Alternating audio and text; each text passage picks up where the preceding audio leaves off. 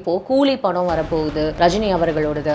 அது லோகேஷ் கனகராஜோட இயக்கத்தில். அதில் டீசரில் வந்து வா வா பக்கம் வா அப்படின்னு சொல்லிட்டு இளையராஜா அவர்கள் மியூசிக் போட்டால் அந்த சாங் வருது. அதுக்காக இவர் சன் பிக்சர்ஸ் அவர்களுக்கு நோட்டீஸ் விட்டுருக்காங்க. அந்த பாட்டை நீங்கள் எப்படி என்னோட பெர்மிஷன் இல்லாமல் போட்டீங்க, அதை நீங்கள் நீக்கல அப்படின்னா அதோட விளைவுகளை நீங்கள் சந்திப்பீங்கன்னு சொல்லிட்டு இளையராஜா அவர்கள் நோட்டீஸ் கொடுத்துருக்காங்க. மிக மட்டமான மனிதன். நீ வாழ்ந்த காலத்திலேயே எப்படி இந்த மக்கள்கிட்ட எக்ஸ்போஸ் ஆக போறேன்னு பாரு. நான் இளையராஜா நேரடியாக சொல்றேன், வாழ்ந்த காலத்திலேயே இந்த மக்களால் தூக்கி எறியப்படுவாய். எல்லாத்திலையும் பங்கு, எல்லா உன்னுடைய அந்தப்புறம் அசிங்கமானது, உன்னுடைய அந்தப்புறம் பண்டு அசிங்கமானது. அதெல்லாம் பல பேர் பேச ஆரம்பிச்சான்னா நீ தலை காட்ட முடியும். பணம் பணம் இந்த இசையை சொந்த பணத்துக்கு விற்கக்கூடியவன். உன்னுடைய சொந்த அண்ணன் பையனை நீ இது வரைக்கும் அவனை அரவணைக்கவே இல்லையே. நீ நான் இன்னொரு கேள்வி கேட்குறேன், நேரடியாக கங்கையை மட்டும் கேட்குறேன். இளையராஜா உனக்கு யார் இசை குரு யார் சொல்லு, எனக்கு தெரியும். சொல்ல முடியுமா உன்னால? உன்னுடைய இசை குரு யார்? உனக்கு இசை யார் கற்றுக் கொடுத்தா? எங்கிருந்து வந்து கற்றுக் கொடுத்தான்? தேவார மலைக்கு வந்தப்போ எவன் கற்றுக் கொடுத்தான்? சொல்ல முடியுமா? நான் எனக்கு என்னால் சொல்ல முடியும். 30 வருஷத்துக்கு முந்தி அதே தேவாரத்தில் உனக்கு எவன் இசை கற்றுக் கொடுத்தாங்கிற கதை எனக்கு தெரியும். நீ சொல்ல முடியுமா? வழக்கு போட என் மேலே. ஏன்னா நீங்க அதெல்லாம் கூட டிராவல் பண்ணிட்டு வந்திருப்பீங்க, எல்லா கதையும் தெரியும். அயோக்கியரை பார்த்தா எனக்கு அப்படியே எரியுது. புரியுது சார். அயோக்கிய போய்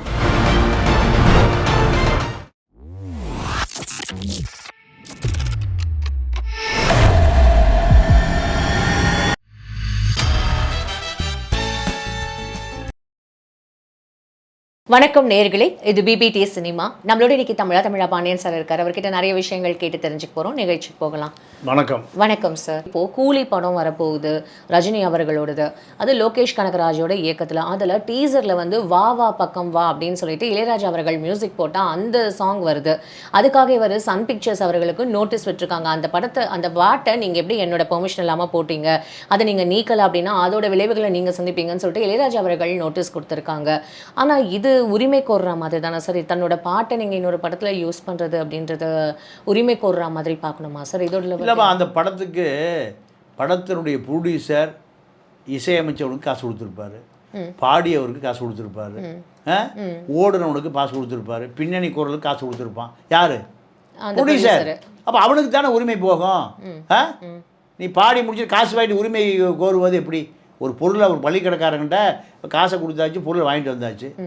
வாங்கிட்டு வந்த பிறகு உரிமை ஓருவது எப்படி சரியாக இருக்கும்? மிக மட்டமான மனிதன்.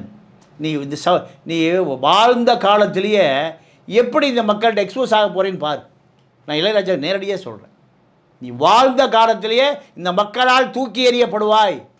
உன்னுடைய பாட்டை எவனும் கேட்குறதே இல்லை. எஸ்பி ஆந்திராவிலேருந்து வந்த எஸ்பி பாலசுப்ரமணியம் ட்ராக் சிங்கர், பின்னணி பாடுறதுக்கு வந்தவர் மக்கள் கொண்டாடுறான். ஏன்னா அவன் ஒரு பெருந்தன்மையான மனிதன்.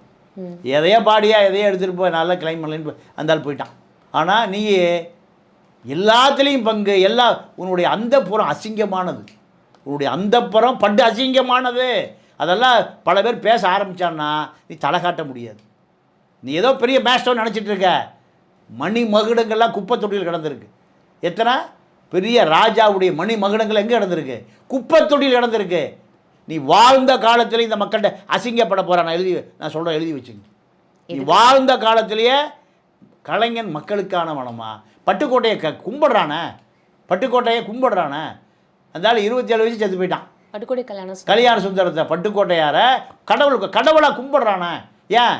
அவன் எதையுமே தனக்காக சேர்த்து வைக்கல. அப்போது நீ சொத்து வாங்கின கடன்காரருக்கு நீ கடன் கொடுத்துருக்கியா? கடன்காரை தேடி வந்து அவன் வெளியே போயிட்டேன். நீயே சொன்ன எனக்கு பல பேரை தெரியும். எனக்கு தெரிஞ்ச ஒரு இலங்கை தமிழர் படம் எடுக்கிறாரு. அந்த படத்துக்கு நீ 5 லட்ச ரூபா அட்வான்ஸை வாங்கிட்டு அவர் அவர் கங்கை மரன்கிட்ட பணம் கொடுக்குறாரு. கங்கை மரன் அண்ணங்கிட்ட பணம் கொடுக்குறாரு. அந்த இசையை வேற ஒருத்தருக்கு விற்றுட்டேன். இலங்கை தமிழர் இன்னும் இருக்கார். நீதிமன்றத்துக்கு வர சொல்லட்டுமா? மானங்கட்ட பையன். பணம் இந்த இசையை சொந்த பணத்துக்கு விற்கக்கூடியவன். உன்னுடைய சொந்த அண்ணன் பையனை நீ இது வரைக்கும் அவனை அரவணைக்கவே இல்லையே. நீ உனக்கு இசையை கற்றுக் கொடுத்து விரல் பிடித்து கை பிடிச்சி நடக்க கற்றுக் கொடுத்தவனு அவன் தான். அவன் குடும்பம் எதாவது எங்கே இருக்கான்னு தெரியுமா? ஐயா நான் இன்னொரு கேள்வி கேட்குறேன், நேரடியாக கங்கையை மட்டும் கேட்குறேன். இளையராஜா உனக்கு யார் இசை குரு யார் சொல்லு, எனக்கு தெரியும். சொல்ல முடியுமா உன்னால்? உன்னோட இசை குரு யார்? உனக்கு இசை யார் கற்றுக் கொடுத்தா? எங்கேருந்து வந்து கற்றுக் கொடுத்தான்? தேவார மலைக்கு வந்தப்போ எவன் கற்றுக் கொடுத்தான்? சொல்ல முடியுமா? நான் எனக்கு என்னால் சொல்ல முடியும். 30 வருஷத்துக்கு முந்தி அதே தேவாரத்தில் உனக்கு எவன் இசை கற்றுக் கொடுத்தாங்கிற கதை எனக்கு தெரியும். நீ சொல்ல முடியுமா? வழக்கு போட என்ன என் மேலே. உனக்கு இசை குரு யார்? உங்கள் அண்ணன் பாவலர் வரதராஜனுக்கு இசை கற்றுக் கொடுத்தவன் யார் சொல்லியா? எவனா எல்லாத்துக்கும் இசை குரு இருப்பான்ல? மானம் கெட்ட பசங்க. சரிம்மா விடு, வேற விஷயத்துக்கு போ. Okay sir. எனக்கு உங்களோட, ஏன்னா நீங்க அதெல்லாம் கூட டிராவல் பண்ணிட்டு வந்திருப்பீங்க, எல்லா கதையும் தெரியும். அயோக்கியனை பார்த்தா எனக்கு அப்படியே எரியுது. புரியுது சார். நான் புலிகள்கிட்ட இருந்து வந்தவன் நான். என்ன எவ்வளவு ஒரு தியாகம் பண்ணவன் தெரியுமா? இந்த பயலுகள்லாம் அவனோட கம்பேர் பண்ணா அவனுடைய தூசுக்கு வரமாட்டான், அயோக்கிய பயல். சார் இப்போ இந்த விஷயங்கள் நடக்கும்போது இப்போ நெக்ஸ்ட் வந்து நம்ம இந்த சினிமா நடிகைகள் அவங்கள பற்றி நம்ம பேசியே ஆகணும் சார் இந்த தருணத்தில். சார் இப்போ வந்து முன்னாடி இருந்த மாதிரி இப்போ இங்கேருந்து தான் நம்ம வந்து ஸ்ரீதேவி அவர்களாகட்டும் சரி, ஹேமமாலினி அவர்களாகட்டும் சரி, ரேகா அவர்கள் இங்கேருந்து நம்ம வந்து பாலிவுட்டுக்கு அனுப்பிச்சோம். ஒரு காலகட்டத்துக்கு அப்புறம் பாலிவுட்லேருந்து இங்கே கோலிவுட்டுக்கு வர ஆரம்பித்தாங்க. ஆனால் இப்போது சிம்ரன் ஜோதிகா அவங்க கடைசியாக நம்ம பேசுகிறோம். ஒவ்வொரு ஹீரோயினும் எவ்வளோ அழகு தனித்துவம் வாய்ந்தவங்கன்னு இந்த சினிமா இண்டஸ்ட்ரியில் நம்ம பார்த்துருக்கோம், தமிழ் திரையுலகத்தில். அதுக்கப்புறம் ஒரு ஸ்டேஜில் இப்போ வரைக்கும் த்ரிஷா, நயன்தாரா அப்படின்னு பார்க்கும்போது அதுக்கப்புறம் பேர் நிலைச்சு நிற்கிற மாதிரி யாருமே இல்லையே சார். இப்படி ஒரு பக்கம் நடிகைகள் இருக்கும்போது நம்ம வந்து ஆட்சி மனோரமா அவங்கள பார்த்துட்டு வந்திருக்கோம், அதுக்கப்புறம் கோவை சரளா அவர்களை பார்த்துட்டு வந்திருக்கோம், அப்புறம் வந்து நம்ம ஊர்வசியே என்ன ஒரு மல்டி டேலண்டடான ஒரு மேடம். அவங்க எவ்வளோ விஷயங்கள் வந்து எமோஷனல் ஆகட்டும் சரி, ஜோக் ஆகட்டும் சரி, எல்லாமே காமெடி ஆகட்டும் பண்ணி கொடுத்துருக்காங்க. இப்போ யார் சார் அந்த மாதிரி இருக்காங்க? ஹீரோயின்ஸும் சொல்லிக்கிற மாதிரி இல்லை, காமெடி ஆர்டிஸ்ட் அந்த பிளேஸ் நிரப்பப்படாமே இருக்கு இல்லை சார். இது எப்படி சார் நம்ம பார்க்கறது? ஒரு நல்ல ஆழ்ந்த சிந்திச்சு நீங்கள் இந்த கேள்வியை கேட்குறீங்க. இதே கேள்வி எனக்கு அரசியலும் இருக்குது, அரசியலும் இருக்குது. அரசியல் சினிமா ரெண்டுமே தமிழகத்தில் தவிர்க்க முடியாது. நீங்கள் இப்போ நீங்கள் கேட்குற கேள்வி அப்படியே நான் அரசியலுக்கு வர்றேன். ஒரு திருமாவளவன், ஓகே, ஒரு ஸ்டாலின், ஒரு அன்புமணி, சரியில்லை அன்புமணி, ஒரு வைகோ, எடப்பாடி பழனிசாமி, எடப்பாடி பழனிசாமி, ஸ்டாலின் விட்டுருங்க. நீங்கள் அடுத்த கட்ட ஒரு வேல்முருகன், இப்படி இவர்களுக்கு பின்னாடி அரசியல் ஒரு பெரிய வெற்றிடம் ஏற்பட்டிருக்கு. ஃபில் பண்ணதுக்கு யாருமே. நீங்கள் உணர்ச்சியோடு போராடுறதுக்கு பல பேர் வர்றான். எங்கே கேரவன் வேன்லேருந்து நிறைய பேர் வர்றான். 24 மணி நேரம் ஏசிலேயே வாழ்ந்துட்டு, ஆடி காரில் போயிட்டு, பிஎம்டபிள்யூவில் போயிட்டு, பென்ஸ் காரில் போயிட்டு வர்றான். ஆனால் நீங்கள் திருமாவளவன் எத்தனை ஜெயிலு, எத்தனை போராட்டம், எத்தனை மக்கள் போய் போலீஸ் ஸ்டேஷன் மீட் எடுத்துகிட்டு வந்தான். யாரை? திருமாவளவன். வேல்முருக முந்திரி காட்டு தமிழரசனுடைய ஃபாலோயர். நீங்கள் எவ்வளவு போராட்ட வரலாறு இருக்குது தமிழரசனுக்கு, அதில் பாதி இருக்குது வேல்முருகனுக்கு. தாழ்த்தப்பட்ட மக்களுக்காக ஒரு வன்னியர் 5 மாவட்டத்தை கையில் வச்சுருந்தார் தமிழரசன். 5 மாவட்டங்களில் அவன் கடவுள். ஒரு தாழ்த்தப்பட்ட சேரி மக்களுக்கு அவன் கடவுள். தமிழரசனுக்கு பின்னாடி வந்த வேல்முருகன். அப்போது அடுத்து நீங்கள் பார்த்தீங்கன்னா நீங்கள் ராமதாஸுடைய உழைப்பு, நீங்கள் தமிழ் குடிதாங்கின்னு திருமாவளவன் பட்டம் கொடுக்குற வரை சரியாக இருந்தது. 98 அவர் மத்திய அமைச்சர், 96 இல்லை சார், இல்லை 98 தான். 98 தான் வாஜ்பாய் கவர்மெண்ட், ஒரே வருஷம் கவுந்து போச்சு. அப்புறம் 99, அடுத்து 4 வருஷம் 2004 வரைக்கும் இருந்தது. அப்போது இந்த உழைப்பு, தமிழ் குடிதாங்கின்னு உழைப்பு அது பின்னாடி இல்லை. அதே போல் நீங்கள் வைகோவும் ஈழ போராட்டத்தினுடைய அடையாளம். ஆமாம் சார். இப்படி நீங்கள் 2ஆம் கட்டத்தில் இப்போ நீங்கள் சினிமாவை சொன்னீங்க, அது வந்தாலும் வரலினாலும் போனாலும் போலினாலும் மக்களுக்கு இழப்பு கிடையாது. இல்லை இல்லை அதாவது திரைப்பட நடிகர்கள் 2 பேருமே கோடிகளில் சம்பளம் வாங்குறவங்க. அதனால் சினிமா பார்க்கலன்னா எவனும் செத்து போக மாட்டான். சினிமா பார்க்கலன்னா எவனும் இழப்பு வந்துடாது. ஆனால் அது வந்து கலை, அது வந்து பொழுதுபோக்கு. ஆனால் பல எம்ஜிஆர் வந்தார், எம்ஜிஆருக்கு முன்னாடி என்எஸ் கிருஷ்ணன் வந்தார், அதுக்கு முன்னாடி சுந்தர சங்கரதாஸ் சுவாமிகள் இருந்தார். காலம் பல பேரை நீங்கள் கொண்டு வந்து சேர்த்துடும்.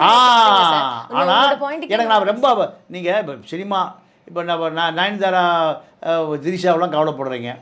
கவலைப்படல இப்ப இருக்கிற ஒரு வெற்றிடம், ஒரு வெற்றிடம். அதாவது கலை தான், அது ஒரு கலை. சார் மனோரமா ஆட்சி அவர்கள் ஸ்கிரீனுக்கு வந்தாலே, இல்ல கோவை சரளா மேடம் ஸ்கிரீனுக்கு வந்தாலே, ஊர்வசி அவங்க மேடம் ஸ்கிரீனுக்கு அதான் நான் சொல்ல தானா சிரிப்பு வந்துரும். அதாவது என்னன்னா கலைக்கும் ஒரு வறட்சி வந்துருச்சு, அரசியலுக்கும் ஒரு வறட்சி வந்துருச்சு. ரெண்டையுமே நான் கம்பேர் பண்ணுறேன். அது சொன்ன பிறகு நான் இதை கம்பேர் பண்ணுறேன். புரியுது சார். அதாவது தமிழ்நாட்டை பொறுத்த வரைக்கும் அரசியலும் கலையும் பிரிக்க முடியாது. ஏன்னா அண்ணாதுறையிலேருந்து அங்கே தான் வர, அண்ணாதுறை, கருணாநிதி, எம்ஜிஆர், ஜெயலலிதா எல்லாம் அங்கேருந்து தான் வர்றாங்க. இப்போ விஜய் வரைக்கும், சீமா வரைக்கும் எல்லாம் அங்கேருந்து தான் வர்றாங்க. நான் அதை கோடம்பாக்கம் கழிவறைன்னு தான் சொல்லுவேன், களிச்சடைன்னு தான் சொல்லுவேன். ஆனால் மக்களுக்கு ஒரு என்டர்டெயின்மெண்ட் வேணும். நீங்கள் பெரியார் சொல்கிறாரு, இந்த பூசாரிகளை போல வெற்றி விடுங்கடாங்கிறாரு. அப்போ அது மனிதாபிமான சொல்கிறார், டே அவங்களுக்கு வேறு வேலை ஏற்பாடு பண்ணியா, அவன் எங்கே போவான்? நீ மனிதாபிமானமாக பெரியார் சொல்கிறார். அந்த பூசாரி எங்கேயா போவான்? அவனுக்கு வேறு வேலை தெரியாது. கோயிலில் மணி அடித்து தட்டில் காசு வாங்கி குழந்தை குட்டி பொண்டாட்டி போய் சாப்பிட்டாச்சு. அவனுக்கு வேறு ஏற்பாடு பண்ணி தானே நீ அவனை விரட்டணுங்கிறார். எவ்வளோ மனிதாபிமானம் பாரு. அப்போது அதே கதை தான், அரசியல் வெற்றிடம், கலைத்துறையும் வெற்றிடம். கலைத்துறையில் சிந்திப்பதற்கு ஆள் இல்லை, சினிமாவில் சிந்திப்பதற்கு ஆள் இல்லை, அரசியலையும் சிந்திப்பதற்கு ஆள் இல்லை. அடுத்த தலைமுறை ட்ரையாக இருக்குது. உதயநிதி இப்போ பாருங்கள், அடுத்த தலைமுறை உதயநிதி, விஜய், விஷால் ரெட்டி, வைகோ பையன் துரை வைகோ, அன்புமணி மக அன்புமணியே அப்படி தான். அன்புமணி அவருக்கு மகள் தானே சார் உங்களுக்கு? மக. ரெண்டாவது நீங்கள் துரைமுருகன் பையன், திராவிட தலைவர்கள், நேரு மகன், ஐபி மகன், அண்ணாமலை அவர்கள், 3 வருஷத்துக்கு முந்தி அரசியலுக்கு வந்து அண்ணாமலை, இவர்களை சுற்றி தான் சார். நீங்க இப்போ நீங்க வந்து இவங்கெல்லாம் பாரம்பரியமா வர்றவங்க சார். அரசியலே தெரியாது, அவங்க அப்பனுக்கு தெரிஞ்ச அரசியல் மகனுக்கு தெரியாது, கருணாநிதிக்கு தெரிஞ்ச அரசியல் ஸ்டாலினுக்கு தெரியாது. அப்போது இப்படி அரசியலில் ஒரு பெரிய வெற்றிடம். சினிமா இல்லைன்னா கூட நாடு கெட்டு போகாது. தப்பான ஒரு ஜியோ கவர்மெண்ட் ஆர்டர், அரசு உத்தரவு போட்டால் நாடு நாசமாக போயிடும்.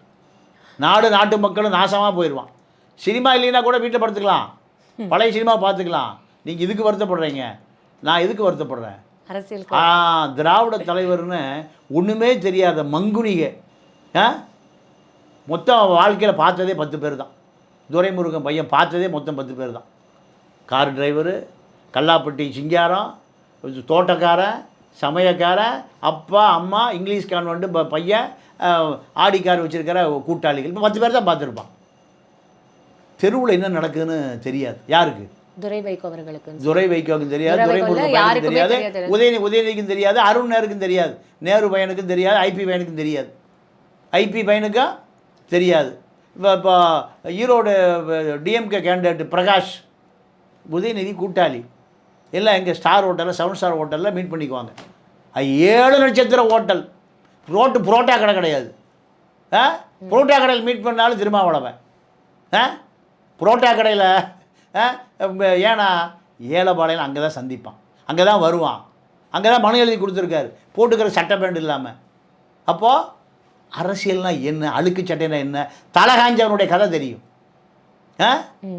தலகாஞ்சவனுடைய கதை தெரியும், வரும்போது சோத்துக்கு இல்லாத கதை தெரியும், பஸ்ஸுக்கு வழியில்லாத. இந்த நான் சொல்கிற 7 நட்சத்திர ஹோட்டல் டிப்ஸை 500 அவனுக்கு கொடுப்பான். கமலஹாசன் வந்தார், 5 எனக்கு தெரிஞ்சு 5 தலைமுறை. சங்கரதாஸ் சுவாமிகள், அதுக்கு அடுத்தபடியாக பாகவதர், பாகவதர், சாண்டோ சின்னப்பதேவர், இவங்கெல்லாம் இருந்தாங்க. என்எஸ் கிருஷ்ணன் எல்லாம், அப்புறம் எம்ஜிஆர், சிவாஜி, கமல், ரஜினி, அஜித், விஜய். இப்போ அஜித் விஜய் பையன் லைக்காவில் 100 கோடி ரூபா படம் எடுக்கிறான். 100 கோடியில் நம்மளாம் தெருக்கோடியில் உட்காந்துருக்கோம். அவன் ஏன்னா அந்த ஸ்டேட்டஸ் வந்துச்சு. அப்போது கலையை பொறுத்தவரை பல பேரை நீங்கள் அது கண்டுபிடித்து கொண்டே இருக்கும். அதனால் அது கவலைப்பட வேண்டியதில்லை. நம்ம கவலைப்பட வேண்டியது இந்த பக்கம். உங்களோட பொண்ணான நன்றி, வணக்கம். நன்றி சார்.